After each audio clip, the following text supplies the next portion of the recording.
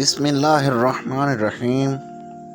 شروع اللہ کے نام سے جو بڑا مہربان نہایت رحم والا ہے۔ بادشاہ اور اس کی رعایا کی کہانی۔ ایک زمانے کی بات ہے، ایک دور دراز سلطنت میں ایک نیک دل اور عادل بادشاہ رہتا تھا جس کا نام شہنشاہ عادل تھا۔ وہ نہ صرف اپنے تاج و تخت کے لیے مشہور تھا بلکہ اپنے نرم دل اور انصاف پسندی کے لیے بھی جانا جاتا تھا۔ اس کا محل ایک بلند ٹیلے پر بنا ہوا تھا جہاں سے پورا شہر نظر آتا تھا۔ محل کے گنبد سورج کی روشنی میں سونے کی طرح چمکتے تھے اور اونچی برج آسمان سے باتیں کرتے دکھائی دیتے تھے، مگر اس محل کی اصل خوبصورتی پتھروں یا سونے میں نہیں تھی بلکہ رعایا کی محبت میں تھی جو اپنے بادشاہ پر نشاور ہوتی تھی۔ ہر صبح بادشاہ محل کے باغات میں سیر کو نکلتا، پرندے خوشی کے نغمے گاتے، پھورے چمکتے اور خوشبو دار پھولوں کی مہک ہر سمت پھیلی جاتی۔ بادشاہ ہر ایک کو سلام کرتا، چاہے وہ مالی ہو، سپاہی ہو یا مزدور ہو۔ رعایا اس کی شفقت کو دیکھ کر کہتی، ہمارا بادشاہ صرف حاکم نہیں بلکہ باپ، رہنما اور دوست ہے۔ ہر شام جب دربار لگتا تو ایک شان و شوکت والا منظر ہوتا۔ دربار کی چھت پر ستاروں جیسے نقش بنے ہوئے ہوتے اور ستونوں پر سونے کے کاموں کی جھلک دکھائی دیتی۔ درمیان میں ایک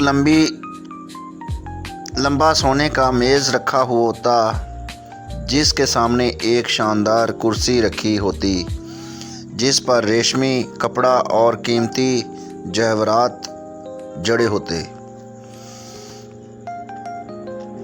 اس کرسی کے ارد گرد نرم و نازک قالین بچھے ہوتے جہاں وزیر، تاجر، کسان اور عام لوگ بیٹھتے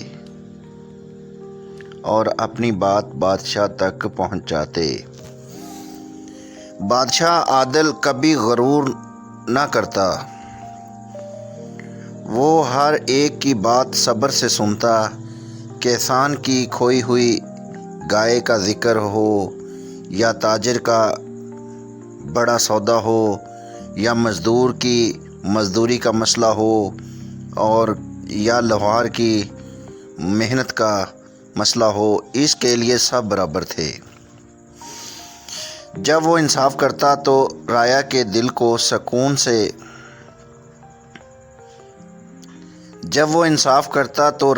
دل سکون سے بھر جاتے۔ اس کے لیے دربار میں خوف نہیں بلکہ محبت اور ہم آہنگی کا ماحول پیدا ہوتا۔ ایک دن رعایا نے فیصلہ کیا کہ بادشاہ کے لیے کچھ خاص کیا جائے۔ وہ اس کی محبت اور انصاف کا شکریہ ادا کرنا چاہتے تھے۔ گاؤں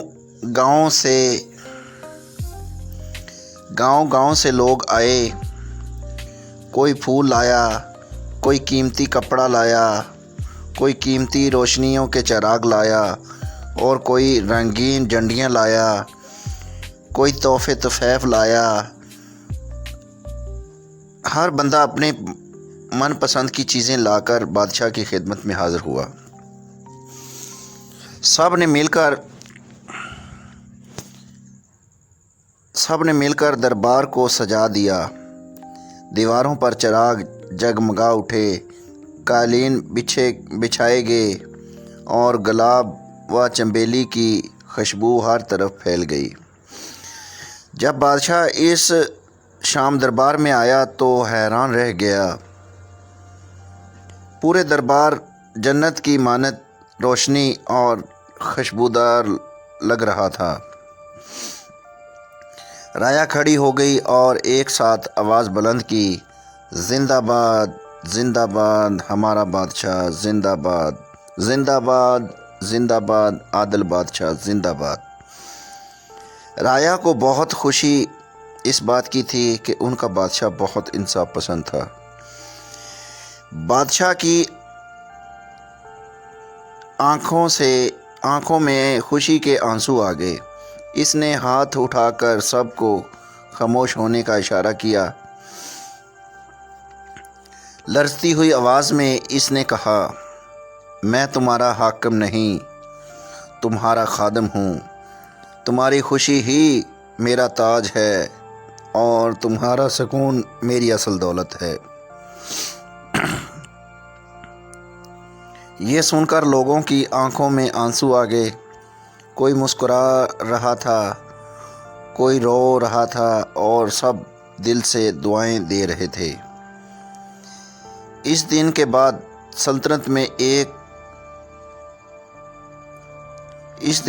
सल्तनत में और ज़्यादा सुकून और बरकत आ गई।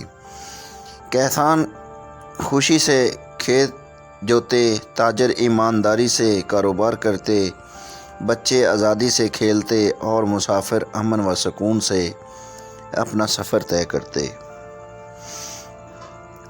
सल्तनत में ना कोई भूखा सोता था और ना कोई मज़लूम बग़ैर इंसाफ के रहता था और ना कोई मज़दूर अपनी मज़दूरी के बग़ैर घर को जाता था। दूसरे ममालिक से आने वाले मुसाफिर कहा करते ये सल्तनत ज़मीन पर जन्नत जैसी है। और राया जवाब देती, ये सब इसलिए है कि हमारा बादशाह हमें अपनी औलाद की तरह चाहता है। सालों साल गुजर गए मगर राया और बादशाह का रिश्ता और मजबूत होता गया। उसके बाद बादशाह का एक बेटा पैदा हुआ। उसने बादशाह से कुछ चीज़ें सीखने का इरादा किया। तो बादशाह ने अपने बेटे को इंसाफ पसंद बनाने के लिए किसी उस्ताद को रख लिया ताकि उसकी अच्छी इस्लाह हो सके। तो एक दफ़ा जब बड़ा हो गया उसका बेटा, तो उसके बाद दोनों के दरमियान एक दफ़ा इख्तलाफात हो गए। तो इख्तलाफात होने के बाद तो बादशाह का बेटा उसके सामने आ गया एक दफ़ा। तो जब उसके सामने आया तो उसने बोला, अब मैं क्या करूं? बादशाह ने कहा, अब तो मेरा मरना जीना समझ लो ख़त्म हो चुका है। तो बादशाह ने कहा, अगर कोई और होता तो मैं लड़ना पसंद करता, अब मेरा बेटा सामने आ गया, मैं क्या करूं? तो दोस्तों, बादशाह ने इस लड़ाई को टाल दिया और उसका बेटा दूर चला गया। एक दिन आया कि बादशाह अपना चारपाई पर लेट गया, बीमार बहुत ज़्यादा हो गया। तो उसके बेटे को खबर लगी तो वो दौड़ा हुआ आया, जब तक बादशाह इस दुनिया से रुखसत फरमा चुका था। तो उसके मरने के बाद उसने बाप के जनाजे को सहारा दिया, उसको दफन शफन किया। फिर बाप के दरबार पर जाकर रोने लगा और कहने लगा कि बाप जी, आपने जो सिखाया है वो सच था, मैं ही गलत था। उसने अपने बाप की कब्र पर जाकर माफ़ी मांगी और दरगुजर की दुआ करने लगा। सालों साल गुजर गए मगर राया और बादशाह का रिश्ता और मजबूत होता गया।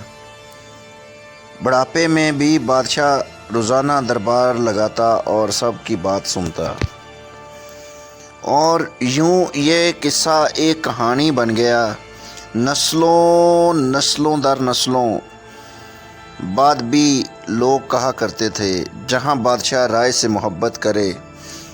سے محبت کرے وہاں جنت کی بہار اتر آتی ہے۔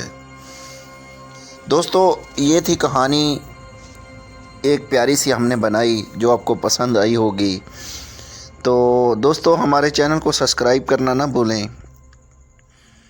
تو اپنے رائے کا اظہار لازمی دیں کمنٹ کے اندر تاکہ آپ کے لیے میں نئی ویڈیو لا سکوں۔ تو ایک چھوٹا سا لائک کر دیں، اور دوستو آپ کو یہ کہانی کیسی لگی اس کی رائے آپ نے ضرور دینی کمنٹ